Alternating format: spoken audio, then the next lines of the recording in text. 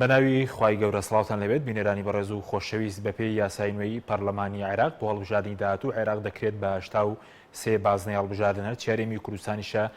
کە خاوانی 44 کورسی پەرلەمانی عێراقە دەکرێت بە 12 بازنەی هەڵبژاردن سلێمانی بە 5 بازنەوە هەولێر 4 بازنە و دۆکیش 3 بازنەی هەڵبژاردن دەبێت. لە بەرنامی ئەمڕۆ تاوتوێی ئەوە دەکەین کە بازنەکانی هەڵبژاردن ئەمجارە لەسەر چ بنەمایەک دەستنیشان کراون لەم دابشکردنی بازنەکان کێ قازانج دەکات پارتە گەورەکان یاخود پارتە بچووکەکانیش قازانج دەکەن یاخود زیانیان بەردەکەوێت ئایا کاندیدی سەربەخۆ دەتوانێت بۆ هەڵبژاردننی داهاتوو بچێتە پەرلەمانی عێراق وایە ئەم بازنەکانی هەڵبژاردن ئەم جارە نەخشەی سیاسی عێراق دەگۆڕن. بۆ قسەکردن لەسەر ئەم پرسە میوانداریێک لە بەڕێزان دکتۆر ئەمین بەکر ڕاوێژکاری سەرۆکی پەرلەمانی عێراق لە ستۆدیۆی سەرکێڕوا لە هەولێرەوە هۆگر چەتۆ ڕێخەری تۆڕی شەمز بۆ چاودێری هەڵبژاردنەکانمان کردووە. سەرەتا ئینفۆگرافیەک لەسەر دابشکاری بازنەکانی هەڵبژاردن لەسەر ئاستی هەرێمی کوردستان دەبینی.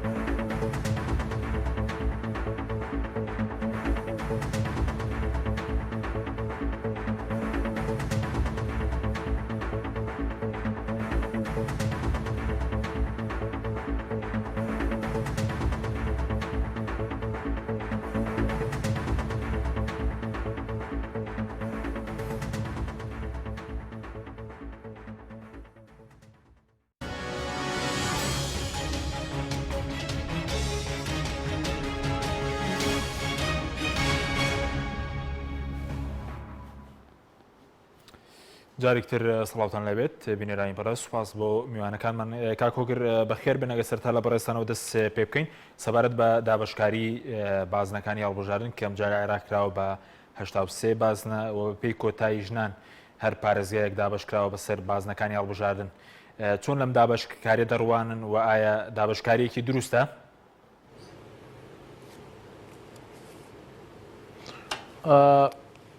زۆر سوپاس ڕێز و حرمەتم هەیە کاک حەچیم بۆ تۆ بۆ میوان و بینەرانی پەیام خۆتە زانی با بڵێن دوای ئەو بڵێن خۆپێشاندان و ناڕەزایی خۆپێشاندەران لە عێراق یاسایەک لە 23 دوانزەی 2009 تێپەڕێنرا یاساکە چەند خەسڵەتێک تێدایە بۆی کە یەکەم با بڵێن لە نیزامی قائمە یا لیست سیستەمی هەڵبژاردن یا نظامی انتخابی دەگۆڕێ بۆ دائیری و فەردی واتە خەڵک لێرە بە دواوە دەنگ بە کاندی دەدەن نەک بە لیستی سیاسی ئینجا ئەوە خۆی بە طبیعەت کە ئەو قەرارەتدا با بڵێن واتە بەپێی عەدەدی مەقاعدی انتخابی تۆ دائیرەکان تەقسیمەکەی هەوڵێکە بۆی عەدەدی مەقاعد کەم بکرێتەوە کە گوایەوە بەشێکە لە ڕوبەڕووبوونەوەی فەساد و گەندەڵی بەڵام لەبەرەوەی نەسی دەستوری هەیە نەیانتوانی بۆ ینی گەڕانەوە سەر ئەوەی کە 329 مەقعد بێ عێراق بەپێی ئیحسائی دوایین ئەو با بڵێن سەرژمێری کە لە دایرەی ئیحسا و بتاقەی خۆراک وەریان گرتووە ئەم 329 بۆ کۆتای ئەقلیات و ئەوە عێراق یەک دایرە ئینتیخابی بۆیان ئەوەی تری دەبواە دابش ببێ بەڵام لە 15 بڕگەی سێ فقەرەیەک جێماوە کە ئەویش باز لەوە دەکا کە دواتر پەرلەمانی عێراق لەسەر دائیرەکان ڕێکەکەوێەوە دەنجی لەسەدەدا وەکو تەکمیلەی یاساکە مامەڵی لەگەڵ دەکرێت و ئەوش بڕگەیەکە با بڵێن ڕێگرە لە بەردەمەوەی یاساکە بچێتە سەرۆکاتی کۆمار و نەشر بکرێ و سەرایانی نەفازی دەست پێ بکە بۆیە با بڵێن ئەم دائیرانە مایەوە ئینجا دوای ئەوە تەفسیری جیاوازی هەڵگرت طبعاً هەر لایەنێکی سیاسی بەپێی پۆڵێن و بەرژەوەندی خۆی هەوڵەدا ئەو دائیرەی ئینتیخابیانە ڕێک بخرێتەوە چونکە بەلایانی کەم لە پاش 2023 چەندین هەڵبژاردن کراوە بە تایبەتی با بڵێن چەند هێز و لایەنێکی منەظەم هەیە لە عێراق ئەوانە وەزنی دەنگدانی خۆیان نەزانن لە سنوورێکە و چۆنە بۆیە حتا نیزامی ئینتیخابیەکە بە شێوەیەک لە شێوەکان ممکنە لە ساڵحی ئەو هێزانە بێت کە منەظەمن هاتن کەوتنە گفتوگۆ ڕەیەکە بوو کە 320 دائیرە بێ عێراق ڕەئی دووەم ئەوە بوو کە 18 دائیرە بێ ینی هەر 18 بمێنێتەوە بەڵام هەڵبژاردنەکە فەردی بێ بۆ نمونەگە شاری هەولێر 15 مەقعد بێ یەک بۆ کۆتا چواردەی بۆ مەسەلەن چواردە بڵندترین دەنگ ئەوانە لە شاری هەولێر یەکەم بن لەم بینە چەشمێکی زۆر هەبوو ناڕزایی هەبوو نەگەیشتنە دەرئەنجام و تەوافق هەبوو پەرلەمان هەردوو بڵین باڵێک کە لەگەڵەوەیە 320 دائیرە بێ وێکێ لەگەڵەوەش دێ دەیانزانی هیچیان ناتوان دەنجی پێویست بێن و تێپەڕێن بۆیە نەتەوەی گرتووەکان کۆمەڵێک دامەزراوی تر هاتنە سەرخەت پێشنیارێک کرا با بڵین عێراق ئومەی متحیدە پێشنیاری کرد ببێتە 80 دائیرە ئینتیخابی پێشنیارێکتر هاتە پێش کە هەموو پارێزگاکان دابەشی سەر چوار بکرێن بەدەر لەوەی کە ئەم چوار با بڵێ ئەو تەقسیمە ڕووباعیە ئەو کاتە عێراق دەیکردە نزیکەی 72 دائیرە ئینتیخابی دوای گفتوگویەکی زۆر و کێشەی کۆتای ژنان گەیشتنە ئەوەی کە لەسەر عەدەدی ئەوەی حەدی ئەدنای پێ دەڵێن حەدی ئەدنای کۆتای ژنان ئەوەیە کە دەستور دەڵێ نابێ 25 لە سەد کەمتر بێ کە نابێ 25 واتە لە 329 دەبێ 83 ئافرەت با بڵین ئەندامی پەرلەمان بن بەو پێەیە ئەوەی کە گوزەری کردیا ڕوویدا ئەوەیە کە دائیرەکان وا تەقسیم بکرێت لە 3 بۆ 5 چونکە لە 3 بۆ 5 دەبێ ئافرەتێش تێدا بێ بەپێی عەدەدی سوکان ینی معایر قرار کرا ئێستا چوونە ئەو پرۆسەیە کە هەیە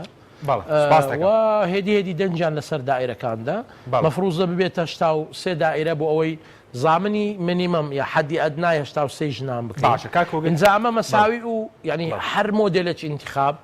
چاکە و خراپەی خۆیەوە کە دەکرێت دوای باسی دواتر قسە بە وردەکاری قسەی لەسەر دەکەین دکتۆر جەنابیشت بە خێربەی دەمێ سەرنجی بەڕست بزان لەسەر دابەشکاری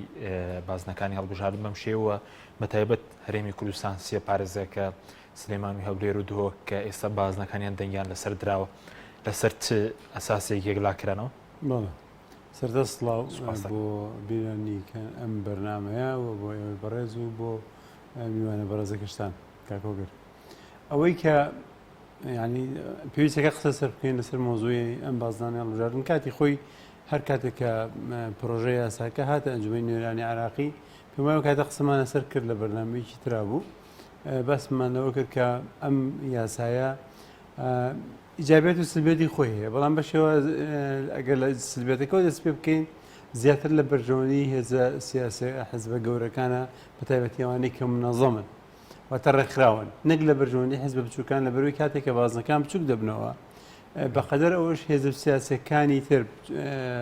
حزبەکانی تر بچووک دەبنەوە وەکەمادام کە بچوو دەم دەنگیان پەرتە بێ و ناتوان بێکەوە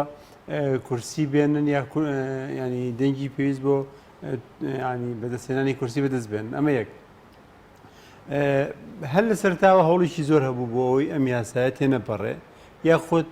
بە شێوازێک تێپەڕێکە لەگەڵ واقعی سیاسی ئێستا عێراق بێتەوە بەڵام دۆخی سیاسی عێراق لە پێشەکە قسە سەر هەڵبژاردنەکە یاساکە نەکەین قسە سەر دۆخی سیاسی بکەین دۆخی سیاسی عێراق لە 2023 تاکو 2020 بە قۆناغێکە ڕۆیشتووە ینی هەست بە جۆرێک لە چەق بەستویەکەی دوای مەشهدەکان دەورە دوای دەورەی هەڵبژاردن ڕاستە لە ئەگەر دەموچاوەکانی بگۆڕێن بەڵام هەمان میکانیزم هەمان ینی دابشبوونی سیاسی نێوان سیاسەکان دێتەوە ئەنجومی نوێرانی عراقی ناتوان حکوومەتی تەشکیلکەن کە بربەسەکان تێپەڕێنێت واتە کێشەکان لەگەڵ خوا دێنێت بەرەو سەر چۆن لەمە ڕزگار بێت دوجار ئەوەی کە بیری دەکرایەوەیە کە بێ ئالێتی هەڵبژاردن بگۆڕێ یاخۆت بەمانەی تر سیستەمی هەڵبژاردن بگۆڕێ بۆ ئەوەی کە کار بکاتە سەر دەرەنجامی هەڵبژاردنەکان من پێم وایە ئەم دەرەنجامی هەڵبژاردنانی لەم جارەدا هەیە ئەم جارە بەدەستێت ئەبێتە هۆی ئەوە کە بەشێک لە هێز سیاسی بچووکەکان کەمتر بێنە ناو ئەنجومی نوێرانی عراقی کەم بێتەوە ئەمە بەڵام دەرفەتێک لە بەردەستایە لەگەڵ ئەمەشە دەرفەتێک لە بەردەستایە کە ئەتیمادی لەسەر دوو ڕەگەزە یەکەم ئەتیمادکردن لەسەر وشیاری سیاسی دەنگدار ئایا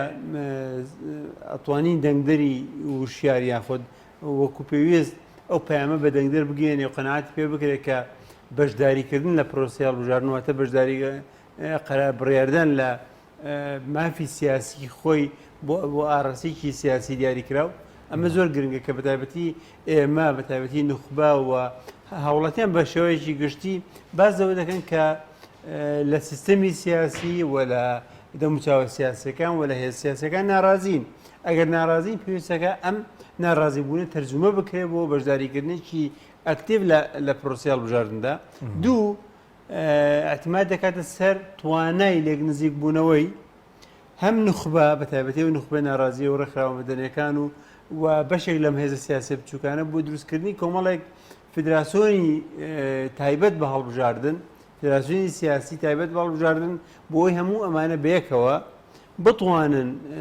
پشتی یەک بگرن لەم بازنە بچووکانەدا ینی کاندیدی بەڵام کاندیدی خۆیان سەر بخەن بەمەرجێ کاندیدەکانیان کەم بێتنەوەکو بچم منافەسی یەکتری بکەن چونکە بەم شێوەیە دەنگانە زیاتر پەرتە بێ و ناتوانن منافەسی ئەو هێزە سیاسی تەقلیدانەی بکەن ئەگەر بۆ منە لە هەرێمی کوردستان وەریگری پارتی و جێدی وە خۆیان دەمێنەوە ئەگەر بێت و ڕێکخراوەکان جەماوەر نوخبە هێزە سیاسیەکانی تر کە ینی عەدەدیان بچووکە یاخۆت حەزمیان بچووکە ئەمانە بەیەکەوە بتوانن لە شێوازیشی بەرەییدا بتوان یەک بگرن و کاندیدیشی نوخبەی کە بە جێگەی قابلەتی و ڕەزامەندی جەماوەری و ناوچانە بێت سەر باش ئەی سەبارەت بە دیاریکردنی سنووری بازنەکان بۆ نمونە لە ئەوە کاتە ئەمە کە بین لەسەر هەڵبژاردنەوە ئالێتەکە بکەین بەڵێ ینی بە بازنەکان چێەوەی دیاریکردە بۆ نمونە سلێمانی ببێ بە بۆ نمونە 5 بازنە بەڵام بۆ نمونە قەڵازە وڕانی و دوکان یەک بازنە بێ یاخود کرار و کفی چەمچەماڵ و دەربەندی خان یەک بازنە لە ڕاستیە پێوەرێک کە بوو هەرچەنە پێوەرە لە زۆر شوێن لە بەرچاونە گیراوەیەکێک لەوانە لە هەولێر پێوەرێکەیە کە پێوەری نزیکی جوگرافیە واتە تۆ 5 بازنەتەیە ئەم 5 بازنەیە ئێمە لەبەر ئەوەی ئامارێکی دەقیقی وردمان لەبەردەستانێک کە بتوانێت ینی هەموو دانیشتوانی ناوچەکان ئەژماری وردمان هەبێت بۆی کە بتوانین پۆڵێنەکە یاخود دابشکردنەکە دابشکردنێکی دەقیق بێ هاتوون دابشکردنێکی نسپێن داناوە لەسەر ئەساسی ئاماری ساڵی 2009 وەزارەتی پلەندانانی عێراقی کە ئەمەیان داناوە چۆنیان داناوە بۆ نمونە ئەگەر پشدەر و بۆ نمونە سلێمانی ئەگەر 5 بازنەیە کردویانە 5 بازنە لەبەرەوەی 5 کورسی ژنان هەیە بە پێی کۆتا نظامی کۆتا لە سلێمانیدا بۆی هاتوون دابەشی 5یان کردووە بە پێ ڕێکەوتنێکی کراوە ئەم 5 بۆ نمونە ناو پشدەر و دوکان و ڕانیە ئەمە کراوەتە یەک بازنە لە کاتێکە پێنجێن و هەڵەبجە و شارەزور و سێ سادقیش کراوەتە بازنەیەک ئەگەر بین دیقەت بگرین ئەبێ ئەو بازنەی کە شارەزور و هەڵەبجە و ئەو ناوانە بە 105,000 دانیشتوو ینی هاوڵاتی ئەتوانن مافی ینی کورسێکیان هەیە لە پەرلەماندا لە کاتێکا پشدەر و دوکان و ڕانیە بە 112,000 هاوڵاتی ئەنجا مافی کورسێکیانەیە بەڵێ ئاخر مافی کورسێکیانەیە واتە هەموو دانیشتوانی ئەو ناوچانە 4 کورسیانەیە ئەم 4 کورسیە کات دابەشی ژماری دانیشتوانی بکەی ئەوەی کە هەیە بەپێی هەمان ئامار ئەکاتە 112 واتە بۆ هەر کورسێ 112,000 هاوڵاتی لە کاتێکا بۆ هەڵەبجە و سەی سادق بە 500,000 هاوڵاتی کورسێک دێنێ ئەم جیاوازیە کە عەدالەتێکی تیانە هۆکارەکەی ئەوەیە کە سەرژمێری ورد و دەقیق و بە پێی شوێنە جوگرافیەکان لە ئارادانە لە بەردەستانە ئەمە یەکێک پێوەرێک دانرا لە ئەنجومەنی نوێرانی عێراقی کە بڕیار وا بوو کە نزیکی سنوورەکان لە بەرچاو بژیرە بەڵام ئەبینین بۆ نمونە خەبات لەگەڵ کۆیە خراوە ئەمە 2000 هەستەکەی ئیرادیی سیاسیە لێرەوە دەبواە لەبرەوەی کە خەبات لەگەڵ کۆیە بخرێ بەشێک لە هەولێر کە لە کۆیەوە نزیکترە لەگەڵ کۆیە بخرێ بۆ بەم شێوەیە بەڵام پارتی دموکراتی کوردستان لەبەرەوەی قەراری بەدەستە لە سەرۆکی لیژنەی قانونی لە پارتی دموکراتی کوردستانە هاتوون چیان کردووە بە شێوازێک ڕێکیان خەستووە کە لە بەرژەوەندی سیاسی خۆیاندا بێت. سپاس دەکەم. کاک کۆگر ئەی بەڕێز بۆ چۆنی چی بوو لەبارەی دابەشکردنی بازنەکانی هەڵبژاردن لە سەراستی عێراق بەگشتی و کوردستانیش پێت وایە عەدالەتی تێدا ڕەچاو کراوە بۆی کە بڵین فرە نوێنەرایەتی هەبێ فرەی سیاسی پارێزراو بێ لە پارتە بچووکەکان گەورەکان کاندیدی سربەخۆ بڵین ئەم پێوەرانە ڕەچاو کراوە؟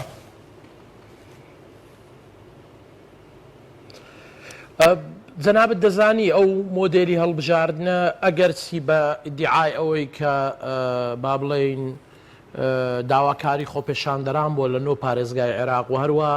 بۆ زانین پرۆژەی یاساکە لە سەرۆکاتی کۆمارەوە پێشکەش بە ئەنجومەنی وەزیران دوای ئەنجومەنی وەزیران پێشکەشی پەرلەمانی کردووە بە بۆچوونی من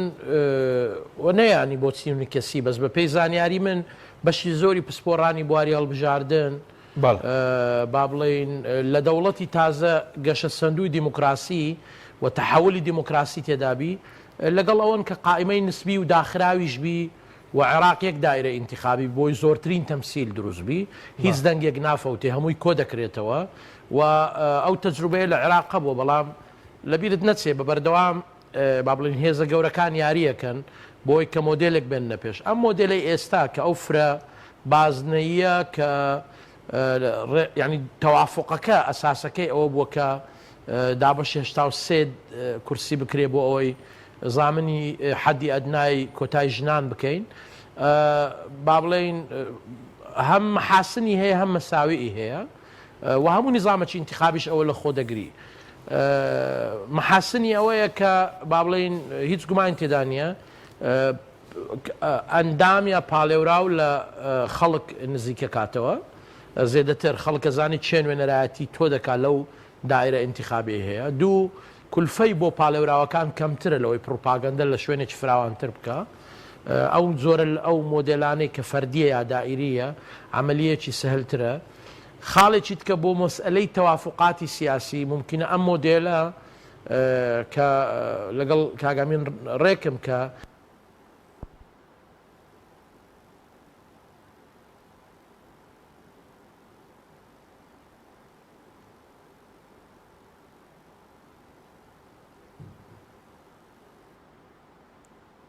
بەڵێ کاک هۆگر بەڵ دیارە کێشێک لە دەنگیدا هەیە دەگەڕینەوە لای بەڕێزت کاک هۆگر دکتۆر بگەڕێمەوە لای بەڕێزت سەبارەت بە بڵین کاندید چەندە ڕۆڵی دەبێت لەم هەڵبژاردنەدا بەتایبەتەوەی کە پێم وایە لەم هەڵبژاردنە لیستی حەزبی نامێنێتنە کاندید ڕۆڵی یەکلاکەرەوە دەبێت بەڵێ ئەم هەڵبژاردنە بەپێی سیستەمەکان سیستەمی تاکدەنجی نەگوازراوەیە و بازنەی ئەو دایرەی بچووکن و دایرەکان هەڵبژاردنەکان فەردین واتە تۆ دەنگە دەی بە کەسێک ئەگەر بوون منە ئێستا ئەگەر ئێمە بازنەیەکی سلێمانی وەرگین بۆ منە سلێمانی لەگەڵ باکووری سلێمانی لەگەڵ ینی بەشی ماوەت و ئەوانە پاهینێکە ینی لەگەڵ شاربەجارە بازنێکە بۆ 4 کورسی ئەم 4 کورسیە ئەگەر حساب بکەیت یەکەم لە ڕووی ئەوە ئیجابێتێکی ئەوەیە کە ئەبێ خەڵکێک بێت کە بەڕاستی خۆشەویست بێ لای خەڵکەکە ئەمە ئەگەر خەڵکی سەربەخۆ هەڵبژێری ئەم خەڵکە ینی احتیمالی ئەوەیە کە دەنگی زۆرتر بێنێ دوو واتە ئیجابەتێکی ئەوەیە ناچار نەگەر هێزە سیاسەکانیش بێن کاندیدانە بێت ئەبێ خەڵکێک کاندیدکەن کە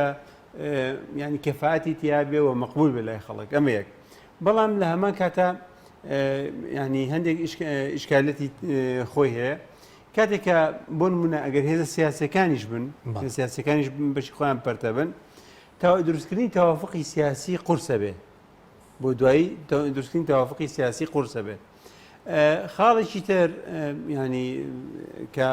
ئەمە سلبیە ینی ئەمە خاڵێکی سلبیە خاڵێکی جابیەوەیە کە کاندیدی باش زیاتر دێتە پێشەوە بەڵام خاڵی سلبیەوەی دروستکردنی تەوافقی سیاسی ئاسان نییە. سپاس دەکەم کاک کۆگر ببوورە لەوێ لەگەڵ بەرز دابڕین کەوتت ئەم بچووکردنەوەی بازنەکان کولفەی تێچوون بۆ کاندیدەکان بڵێن کەمتر دەکاتەوە بەس ئایا عەدالەتی ئینتیخابی لە فرەی سیاسیەم بازنە بچووکردنەوەیە دەتوانێت دادپەروەری ئینتیخابی بەدی بێنێت هەڵبژاردن بەدی بێنێت؟ نان لەبەرەوەی ئەم سیستەمە ینی با بڵێن سیستەمی دائیری یا فەردی زۆرترینی دەنگ بە فیڕۆ دەڕوە بە تایبەتی لە کاتێک کە کاندیدی زۆر هەبێت چکە جەنابەت دەزانی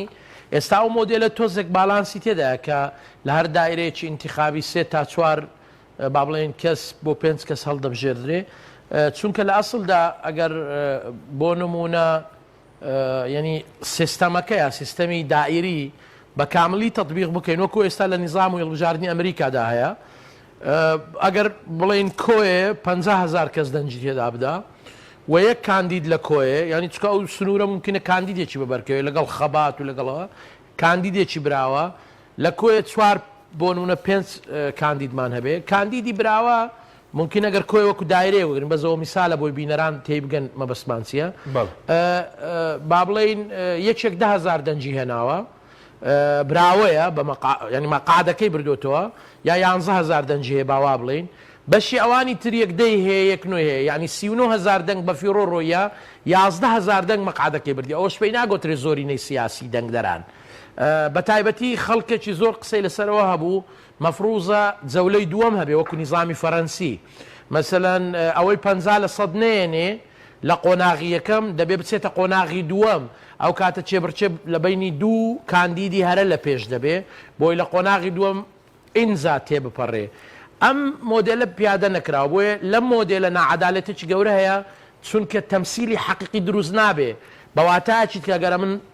ڕاستتر بڵێم پەرلەمانی داهاتووی عێراقی ئەنجومەنی نوێنەرانی عێراقی داهاتوو ممکنە نوێنەرایەتی 40% دەنگدەرانی هەموو عێراق بکە یعنی ئەوانەی بە حەقیقی دەچن ئەسواتی صحیحن یعنی لە ئەسڵدا لەوانەی ئەسواتی صحیحن 60% دەنگەکان دەسووتێ چونکە کاندیدی دۆڕاو چونکە یەک کەس بەسەرەکە 3 کەس 4 کەس 10 کەس خۆی هەڵبژاردووە ئەم دەنجی چوارە چوار یەکەمەکانن بەڵام دەکرێت بە یەک دەنگ تۆ لە پێش ئەوەی دوای خۆت بی بۆیە بە نەتیجە ئەم مۆدێلە دەنگ زۆر بە فیڕۆ دەڕوا تەنەوع یا تعدد یا تەنەوعی مجتەمەعی عێراقی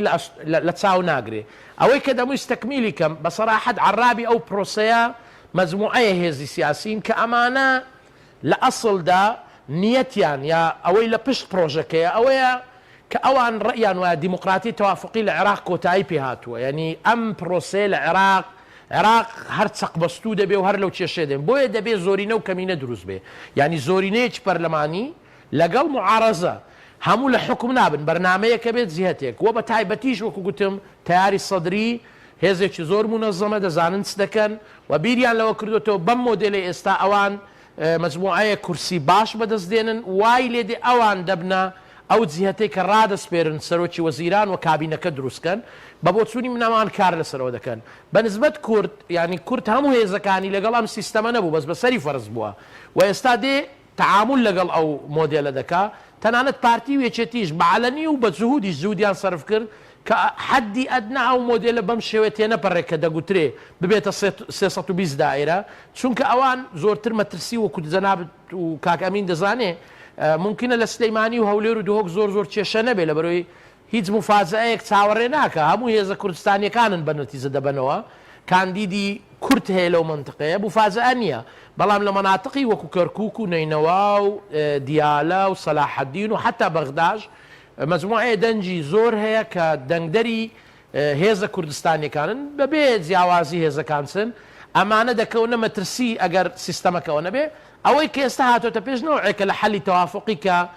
هەم ئەو لا ڕازیکە هەم ئەو لا ڕازیکە بەڵام ئایا نظامێکی عادلە نا بێشک نظامێکی عادل نییە بە مەفهومی عدالەتی انتخابی و دەمەویست تعلیقێکیش لەسەر ئەوە بدەم چونکە تۆزێک با بڵێن زۆر جار با بڵێن بێئومێدی بۆ هێزەکانی تری غێری ئەوانەیە کە هێزی گەورن ممکنە ئەوە هەندێک جار تەکنیکی هەڵبژاردن بێ ئەوەی کاک ئەمین گوتی من لەگەڵیم ئەوە یەکێک لە دەرچەکانە ئەوەیە کە پشت ببەستین بە دەنگدەری زۆر خەڵک زۆر بچێت هەڵبژاردن بە تایبەتی خەڵکی ناڕازی بە بۆچوونی من ئەو ئەگەرە تۆزێک ئەوەش ینی جێگەی علامەتی استیفامای خەڵک بەو گوڕوتینەی کە دەیگوترێ دەچن چکە نیزامە انتخابیەکە گۆڕاوە ئەما بێ ئیشی لەسەر بکرێ ئی دووەمیان منیش زۆر لەگەڵی کۆکم کە ئەوەیە با بڵێن توانا ڕێخستنەوەیە تۆ هێزێکی سیاسی دەزانی لە دایرەیەکی انتخابی 3000 دەنگت هەیە بە 3000 دەنگ تۆ هیچ کاندیدێکی براوت نابێ لەو دائیرەیە بۆیە دێی دەچێت پشتی کاندیدێک کە ئەویش سێ هەیە ئەویش چواری هەیە بۆەوەی بەلایەنی کەم بێ چێبڕچێ بکەی ومل بەملانێ بکەی ئەمە دەرفەتێکی تریش دروست دەکات لە بیرت نەچێ ئەم جارە هەڵبژاردن بۆ کاندیدا بۆ لیست نییە بۆ نمونە لە دایرەی کۆی سنجاق ئەوەی کاک ئەمین باس کۆی سنجاق لەگە خەبات لەگەڵ هەندێک منطقەی تر لێک دراوە بوویتە دائیرەیەک بوویتە عەدەدی دەنگ دەر 4 مەقعدی هەیە ئەگەر وا دانین هێزێکی سیاسی هێزی ئەلیف مەقعدی یەکەم و دووەمی بر زۆرینەی دەنجینە اینجا سێم و چوارەم خەڵکی تر بوون بە هەر هۆکارێک بێ کاندیدی ژمارەیەک بۆ نمونە ببێتە وەزیر با کارێکی باشی بۆ بخوازین ببتە وەزیر کاندید لە حیزبەکەی وی نایە لە لیستەکەی وی نایە چێ دەنجی زۆرینەی هەبێ ئەم سەرەکەوێت دەکرێت بۆ نمونە ئیسلامیەک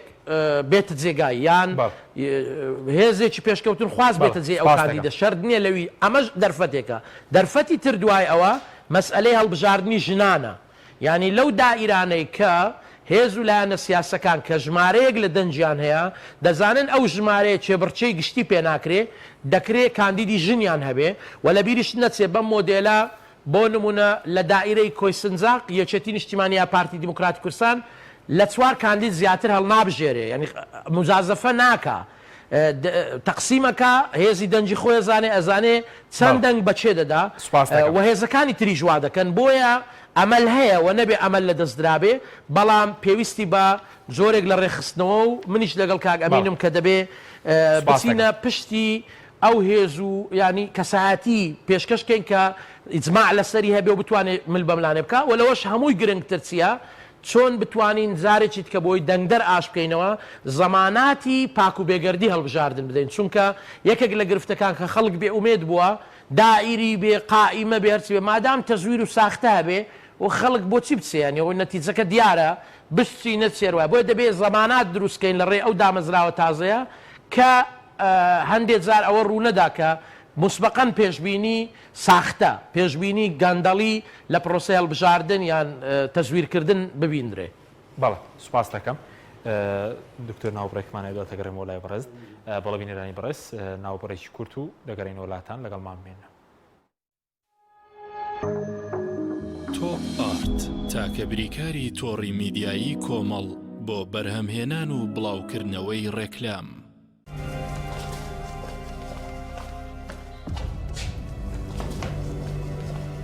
فرم دايشة وي دسر وازي لبن او باراكا راسك باراكا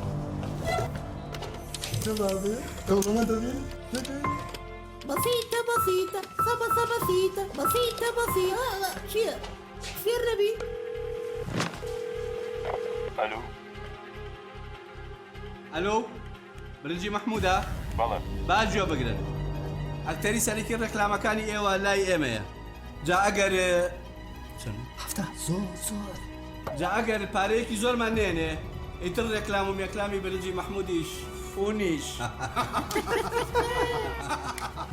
جار ئێستا جواب مەوێت برنجی محمود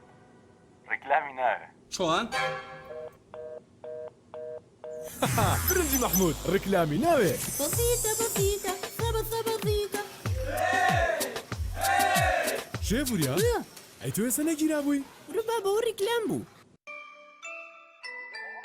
ئەم قڕاناوی چالاکە حەزی لە چپسێکی چاکە بۆیانینی لای تاکە زۆر تەندروستە و زۆر پاکە ئەم چەشناوی باریە حەزی لە چپسی نینیە نینی تامی سروشتیە هیچ چپسێک وەک ئەو نییە هەر جوانیش کوڕێکی جوانە حەزی لە ئاهەنگێرانە لە یادی لەدایک بوونەکەی چپسی نینی بوو هەڵبژار دەکەی نینی هاوڕێی مناڵانە تامی خۆشە و بێزیانە بۆن و ڕەنگی هەمە جۆرە شێوە و قەبارەی زۆرە گوشاری نینی تامێکی لە یاد نەکراو چۆن زۆپای ئەسڵی تۆیۆتۆمی تۆربۆ یابانەی دەناسرێتەوە وشەی تۆربۆ ناوی مارکەکە نیە ناوی مارکاستەیەکە تۆیۆتۆمیە و ئێستا لە عێراق و کوردستان بە تۆربۆ ناسراوە و هەر بەم هۆیەوە دەرفەت بۆ ساختی ئەم کاڵایە لە بازاردا زۆر بووە و بە ناوی تۆربۆ لە وڵاتانی تر ساختە دەکرێت بۆیە پێتان ڕادەگەیەنین کە تەنها وشەی تۆیۆتۆمی مارکە ئەسڵیەکەیە گەرنتی 3 ساڵی لەگەڵدایە بە تەنها زۆپای تۆیۆتۆمی فتیلەکەی سیاڵقی هەیە کە بەشی 3 ساڵ دەکات زۆپای تۆیۆتۆمی یابانی مۆدێل RC-A37 ئارامی و دڵنیایی بەرهەمە پاککەرەوەکانی یۆپاک گەرەتەوێت قاپەکانت بە جوانی پاک ببنەوە و زیان بە تەندروستیت نەگەێنێت ئەوە زاهی یۆپاک بەکاربێنە گەرەتەوێت بە دوور بیت لە هەموو جۆرە میکرۆبێک و دەستەکانت بۆنیان خۆش بێت ئەوە سایلی یۆپاک بەکاربێنە فاسی یۆپاک بەرهەمێکی ناوازەیە و ڕەنگی جلەکانت دەپارێزێت و بێبۆنە و زیان بە تەندروستیت ناگەێنێت بۆ جلی سپیش بەکاردێت فلاشی یۆپاک بێبۆنە و بێزیانە و هەمیشە و زیاتر هەست بە پاک و خاوێنی ماڵ و مشتەمەلاتەکەت دەکەیت ڕووناکی و جوانی و بۆنی خۆش با مۆجزەی یۆپاک بەدیدێت پاکەرەوەکانی یۆپاک بەرهەمێکی ئێرانیە و زیان بە تەندروستی ناگەێنێت باوەڕپێکراوی وڵاتانی ئەوروپایە و بۆ زۆربەی وڵاتان هەنارداکرێت بۆ دەستکەوتنی بەرهەمەکانی یۆپاک پەیوەندی با کۆگای بەرهەمەوە بکەن ناونیشان سلێمانی ئیبراهیم ئەحمەد پشت بەنزینخانەی وڵات بەرهەمە پاکەرەوەکانی یۆپاک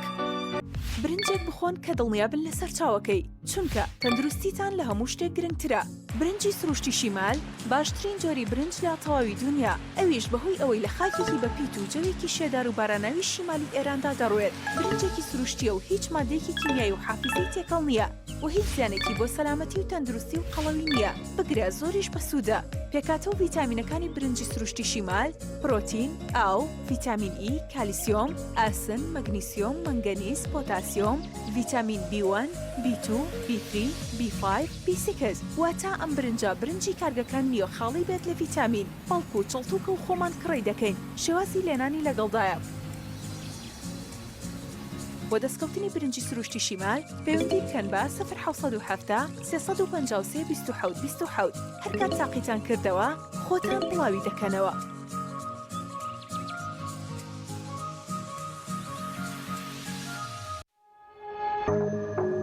تۆپ ئارت تاکە بریکاری تۆڕی میدیایی کۆمەڵ بۆ بەرهەمهێنان و بڵاوکردنەوەی ڕێکلام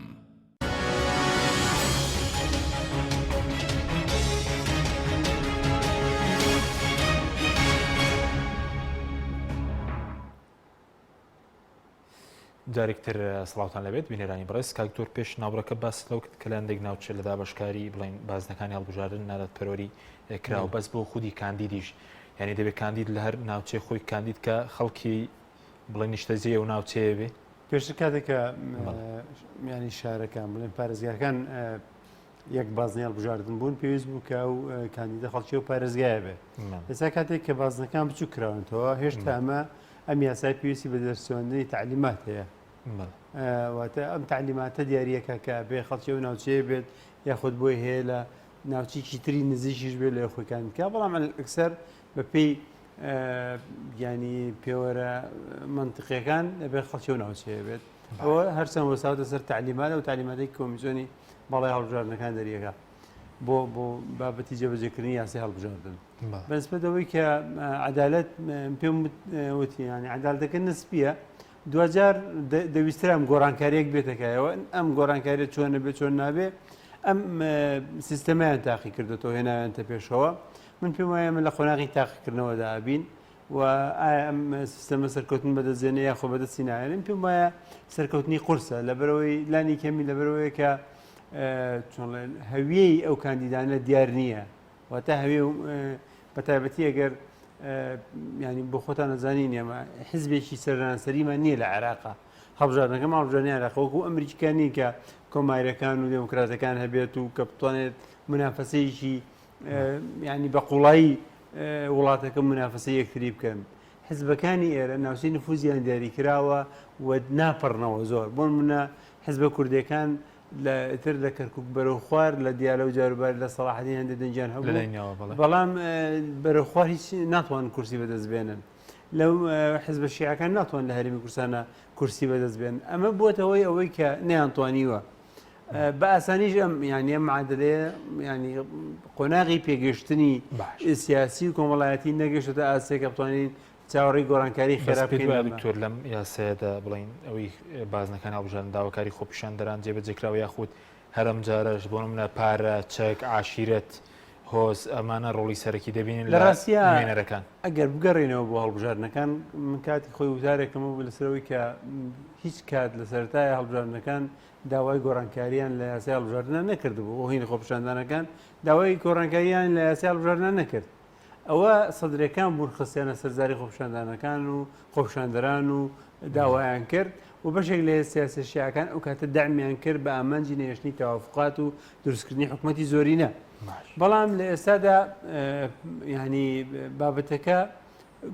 ئەوە بوو لە پەرلەمانەوەم شێوەیە تێپەڕێنرات ئەگەر بزانین یان دیقەت بگرین کۆمەڵێک داواکاری سیاسی هێزە سیاسەکان خرایە سەرزاری خۆپیشاندەران لەوانە هەمواری دەستور کۆمیسیۆن نا کۆمیسیۆن یاسا هەڵبژاردن بەڵێ ئەم بابەتە هەرچیان تەرجمە کرانە سەر ینی بڕیاری یاسایی بوون منە لژنەیە دروستکرا بۆ هەمواری دەستورەوە خۆما ئەزانین بەڵام هێش نەگەیشتە هیچ نەتیجەیەک ئەوە دووەمیان ئەم بابەتی یاسای هەڵبژاردنەکان بوو 2000 پرۆژەیەکیان نرد بۆ ئەوەی ئەو ئاڵگۆڕە سیاسیە دروست بێ لە عێراقا و کێشە سیاسەکان گۆڕانکاریان بەسەر بێت ئەمە دەرەنجامی ئەبێت یا خۆت نابێت وتم ئێمە ئەمە ئەزمونێکی تاقیکردنەوەیە بەڵام من پێم وایە وەستاوەتە سەر یەک وشیاری دەنگدەر دوو توانای هێز سیاسەکان بەتابەتی سیاسی بچووکەکان بۆ مناوەرەکردن لەگەڵ ئەم جۆرە یاسایە و ئەم یاسایە ئەم سیستەمە بەڵێ بەس ئێستا بە کورتی لە سەراستی عێراق و کوردستانیش کێ سوودمەندە بۆ بازنانە کە دانراون ینی تەنە حیزب دەسەڵاتدارەکان خۆیان بارەزوی خۆیان سنوورەکەیان دیاری کردووە ئەم جارامە قۆناغی یەکەمە لەم قۆناغی یەکەمە هەموو بە ئاسانی ناتوانین تۆ تهدیدی بکەی کێ سوودمەندە و کێ سوودمەند نییە بەڵام ئەوەی کایە تحلیلە نەزەریە من وەکو وتم پێشتریش لە سەرەتای یاساکە کە یاساکە دەرچێنرا باسی ئەوەم کرد کە ئەم یاسایە لە بەرژەوەندی هێزە سیاسە ڕێکخراوەکان و بەهێزەکانە دوو بەڕاستی بەشێک لەماش ینی ئیجازە سلبێتێکی تری هەیە زۆر جار هەندێک هێزی تر بە تایبەتی عشایر دێنێتە پێشەوە نوێنەری هێزە عشیرەکان بە تایبەتی لە جنوبە ئێمە عشیرە زۆر ڕۆڵێکی گەورەی هەیە ئەوان بۆن منە هەر لە هەر منتیقەیەکەگەر عشیرەتێک پشتگیری کاندیدەکە نەکات بە ئاسانی ناتوانێت ئەو کاندیدە سەرکەوێت چونکە بخۆمان زانین زۆرێک لە ناوچە جوگرافیەکان بەسەر عشیرەکاندا دابەشبوون لە بەتایبەت لە جنوبە ئینتیمای عشاری بەهێزترە دوو بەشێک لە هێزەکان هێزە دینیەکان شیعین سنین سۆفین سەلەفین بەشێک لەمانەش بە پێی گەورەی و قەوارە و تەسیریان ئەتوانن ینی بتوانن کاندیدی خۆیان بێنە پێشەوە لە بەرەوەی کە ڕێخستنێکی بەهێزتریان هەیە بۆ ئێستا قسە سەر سەدرەکانەکرێ لە بەرەوەی سەدرەکان زیاتر جۆراڵی مختار سەدرن و بە تەوجی ئەجوڵێنەوە حتا جەماوەرەکەیان جۆرایە دێربوون و جێبەجێکردنی پەیامەکانی سەدر بە جۆرە لە عیبادەت هەیەکەن ئەمەش بەشێک کاتە ئەم هێزانش ئیسفاداکەن بەڵام ئەوەی کە زیانی پێگا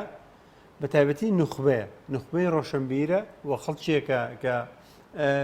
ڕێکخراو هێزە مەدەنیەکانن کە ئاسان ناتوان ئەم هێزانە یەک بخرێن و ئیرادەیان بکرێتە یەک ئیرادە و بە ئاراسی سەرخستنی کاندیدێکان چەند کاندیدێک ینی کار بکەن و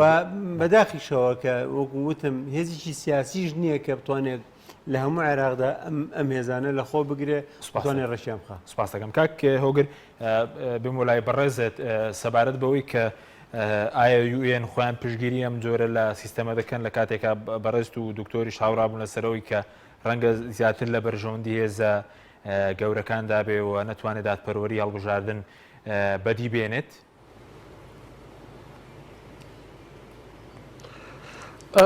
بە بۆچوونی من نەتەوەیە گرتوەکان هەندێک ئەولەویاتی داناوە کاری لەسەر دەکا کە بەعەلەنی ڕایان گەیاندووە ینی نایشارنەوە. ئەو ئەزمەیە کە لە عێراق هەیە پێیان وایە ممکنە بەشێک لە دەرچەکەی ئەوە بێ کە هەڵبژاردننی پێشوەختە بکرێ بۆیە لە ئەولەویەتیانە هەڵبژاردنەکە بکرێت. دوو دامەزراوەی کۆمسیۆن ئەو دامەزراوە تازەیە بە ئاستێک سەرکەوتوو بێ ئەو پرۆسەیە ئەنجام بدا بیگەینێتە کەناری ئارام. سێ کەمترین خەسارەتی ئەمنی و کێشەی پێکدادان و کوشتنی کاندید و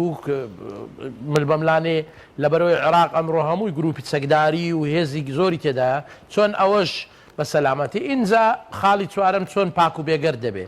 بۆ نیزامی ئینتیخابی ئەوان پێیان وایە هەموو پرۆسەکە لە ڕاگواستندا چکە عێراق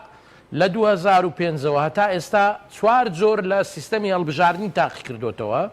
عێراق یەک دائرە بوو بە قائمەی مغلق، دوایە عێراق بووە 18 دائرە بە قائمەی مغلق، دوایە عێراق بووە 18 دائرە بە قائمەی نیمچەکراوە. ئێستا عێراق بۆتە ئینتیخاباتی با بڵێن فەردی دائیری هەر قەوائم نەماوە لەبەرەوە ینی لە ڕووی عملیەوە UN زۆر بووە با بڵێن ینی زۆر پەرێشان نییە. ئەوەی کە دەمویست ینی لە بەشی یەکەمی پرسیارەکەی کە لە کاکەمینی لە دکتۆری کردت شتێک هەیە کە دەبێ با بڵێن هێزە کوردستانیەکان و هەموو کارکتەرە کوردستانیەکان تێی بگەن ئەویش ئەوەیە بە عورفی سیاسی ملبەملانێ بۆ سوڵتە لە عێراق لە عێراقی فێدرالی لە ناو هێزە شیعەکانە. یعنی بەمسۆگەری ئەوەی کابینەی حکوومەت تەشکیلەکە بە هەر شێوازێکی ئینتیخابی بی هێزێکی شیعە مەزهەبە، هێزێکی زۆرینەیە لە نۆ پارێزگای عێراق کە ئەوان نزیکەی 65-68 لە سەدی دانیشتوانی عێراق پێکدەینن. ئینجا ئەمە ئەگە عورفی سائید بێ ئێستا ملبەملانێکە لەو پارێزگایە نۆ پارێزگایەیە کە چەندە هێزە سیاسیە شیعیەکان دەتوانن بەم مۆدێلی ئێستا چێبڕچێ بکەن. بەمەش هەندێک مؤشرات هەیە کە بە نەتیجە هێز و لایەنە سیاسیە شیعیەکان دەبێت کورد یا کارکتەرە کوردستانیەکان لە عێراقدا تێبینی ئەوە بکەن. ئەویش ئەوەیە کە با بڵێن کاک ئەمینیش باسی کرد تیاری سەدری هێزێکی زۆر منەظەمە نمونەیەکت بۆ بێنم ممکنەوە پێشبینی نەکراو بێ تیاری سەدری 1,333,000 ئەندامیان بتاقەی بایۆمەتری وەرگرتوتەوە کە هێشتا 40% خەڵک بایۆمەتری وەرنەگرتوتەوە.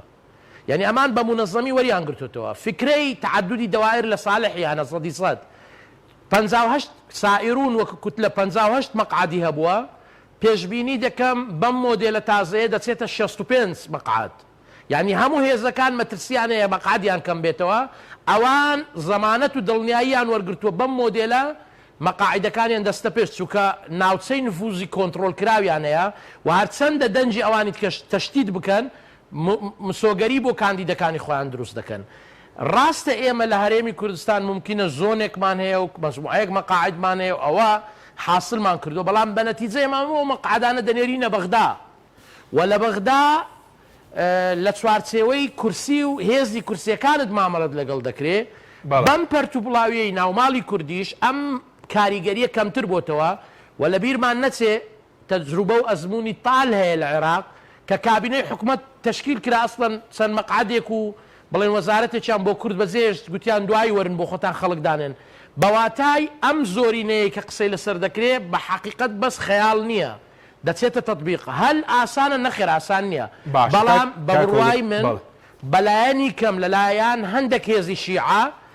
ئامادەنین عێراق بەم مۆدێلە بەڕێوە بردرێت تا سەر ینی دەبێ هەموو لە حکوومەت بن هەموو ڕازی بن لەگەڵ ئەوەن دەبێت زۆرینە و کەمینە دروست بێ ئەگەر چی ئەو زۆرینەیە ممکنە هێزێکی کوردستانی و هێزێکی سونەش بچێ لەگەڵیان بەڵام دەبێت زۆرینەی سیاسی دەبێت بەرنامەیەکی سیاسی بۆیە لێرە دەبێت ئەم پرۆسەیە بەو گەورەیە تەمەشا بکرێت بەم چوارچێوەیە تەمەشا بکرێت نەک لە چوارچێوەی ئەوەی دائیری چەند کورسی دەبێ یان نابێ. بەڵێ زۆر بە کورتی دواپرسیە سەبارەت بە کەمکردنەوەی ئالەتی تەزویر هەم لە یاسای هەڵبژاردن هەم لە کۆمیسیۆن ئالەتەکەی بەو شێوەیە کە تەزویر کەم کاتەوە یاخود کار بە بایۆمەتری دەکرێت یاخود بە هەر کارتە ئەلکترۆنیەکەی پێش و بە کورتی بێ سپاس دەکەم. ئەویش ینی مەرهونە بە مؤشرات ئێستا ناتوانین هیچی لەسەر بڵێن لەبەرەوەی دەبێ ئەو کۆمسیۆنە نوێیە ئەوەی ئێمە تێبینیمان هەیە یەکەم ڕاستە دادوەرن بەڵام بەڕاستی ئەوانیش هێز و تەرەفی سیاسیان ینی دادوەری بێلایەن نین بە مەفهومی بێلایەنی ئەگەر چی دەڵێن بێلایەنین لە کارەکە ئەو کارمەندانەی دانراون لە بەڕێوەبەری گشتی و ئەوانە بەشی زۆریان بە حیزبی دانراون بەڕێوەبەری شارەکان بە تەوافق دانراوە و معلومە بۆیە وەکو دامەزراوەکە ینی زۆر مؤشری باش نییە بەڵام ناتوانین ئێستا قرار دەین قەت یەجوز ئەدایان باش بێ ئەو قانونە نوێ کۆمەڵێک زراعەتی فەرز کردووە نەتایجی باش بێ ئایا بایۆمەتری بی یا بایۆمەتری نەبی تا دوای ئەگەر ئەو بەڵێنانەی هەیە بە تەواوی جێبەجێ نەکرێ هیچ فایدەی نییە چونکە شەریکەی فاحسی دەوێ و مقارنەی دەوێ ماچینگی دەوێ زۆر هونەریە بەڵام ئەگەر ئەوە ڕێک نەخرێ و گرێنتی نەدرێ و زەماناتی حەقیقی نەبی نابێ شک مەرج نییە ئێستا بڵین هەڵبژارنەکە پاک و بێگەر دەبی یا بڵین بێگەرد نابی دەبێت ببینین فەحسیکەین اینجا بزانین چۆنە. سپاس دەکەین کاک دکتۆر کاتمە زۆر کەماوە بەس بە کورتی چەند پرسیارێک سەوارد بە کەرک و کوونەینەوە کە تا ئێستاش لەسەر بازنەکان ڕێک نەکەوتون کورد لەم ناوچانە زیان لە ڕاستیا کورد دەبایە نەچێتن ناو دەنگدان لەسەر یەکلاکردنەوەی بازنەکان تا مۆزوعی کەرکک و مووسڵی یەکلا نەکاتەوە چونە ناو ینی تاواکردنی نیساب هەڵا بوو دوێنێ من ئەمە شموت وتم دەبای فراکسیۆنە کوردستانەکان نەچوونایە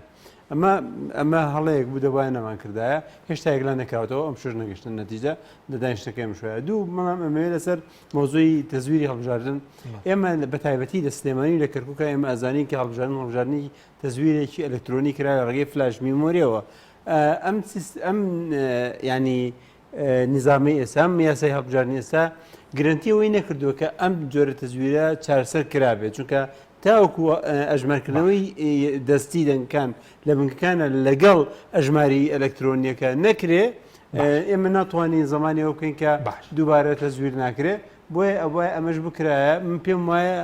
یەکەم این ئیشێکە فراکسیۆنە سیاسیەکانی تر معارزەکان بە تایبەتی ئەوانەی کە زرمن بوو لە هەڵبژاردنەکانی پێشوو بیکەنەوەیە کە پرۆژەی هەمواری ئەم یاسایە لە ماوەیەکی کوورتا پێشەشکەن پێش وەکو ئاشکردنەوە دەبێت چی بکرێت بۆی خەڵک لەگەڵ پرۆساژ بکرێتەوە پێش هەموو شتێکەوە خەڵک مافی خۆیتی پێویستە تێبگەێنرێت پێویستە ئیشی ئەعلامەوەیە کە بزانرێت دەنگدانی ئەوە چارەنووسی سیاسی دیارریەکە ئەگەر پێی وایە بۆ منە لە هەڵبژاردنەکانی پێشودا خەڵک ئەوانەی کە نوێنەر بوون هیچ نەکراوم پێم وایە زۆر شت کراوە بۆ منە لە جارەکانی پێشوو ئەگەر بۆ منە قسە لەسەر ئەم دوو سێ پارێزگای هەرێمی کوردستان بکەین لە دەورەی خولی یەکەم و دووەمی هەڵبژاردندا خەڵک نێزانی شتێک کە هەبێت چونکە تەنها یەکێتی و پارتی دەبینی خۆیان نەبرێرەندا هێزەکانی سیاسەکانی تر ئەو هینیان نەبووە ئەو سەقلیان نەبووە بەڵام لە هەڵبژاردننی سێەمەوە و چوارەمە وردە وردە ئەم عادلەیە گۆڕاوە ئێستا بینین دەگی تر ڕێیتر پێویستەکات جەماوەر پشتگیری ئەو خەڵکانە بکە کە شایستەیگیان هەیە و جگای متمانەن و هەوڵە خەڵکی بێلایەن یا خەڵکێکە هێز سیاسەکانی تر بە هەمویان لەگەڵ نخبەیە لەسەریان کۆکن ئەم خەڵکانە کاندیدکەن و بیان نێردن ئەنجومەی نوێرانی عێراقی بۆ ئەوەی ڕنگ و دەنگێکی تری جیاواز لەیەکێتی پارتی لە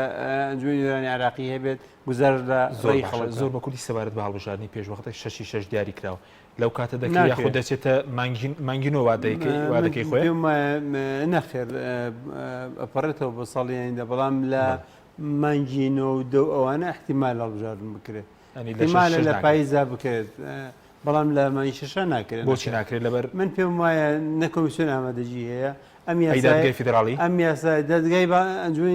هین دادگای باڵای فیدراڵی عراقیژە چەکە لە کێشەکان تا ئێستا چارەسەر نەکراوە کێشەکەی چی بڵین کێشەکەەوەی نسابی نیە ئێستا کەسی بڵین پێویستی بە یاسایکی تازەیە جا ئێستا ئەو پرۆژەی کە هاتووە سەرۆکایەتی کۆماریش پشتگیریەکە ئەوەیە کە هەمواری یاسای